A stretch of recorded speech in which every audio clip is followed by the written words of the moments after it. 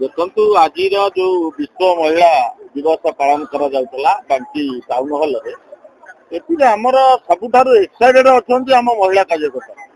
ଆଜି ଦେଖନ୍ତୁ ଆମେ ମାନେ ମଞ୍ଚରେ ନଥିଲୁ, ମହିଳା ମାନେ ସବୁ ମଞ୍ଚରେ ଥିଲେ, ମଞ୍ଚ ବଢିଆ ପରିଚାଳନା ହଉଥିଲା, ମଞ୍ଚରେ ବଢିଆ ଭାଷଣ ବାଜି କରିପାରୁଥିଲେ।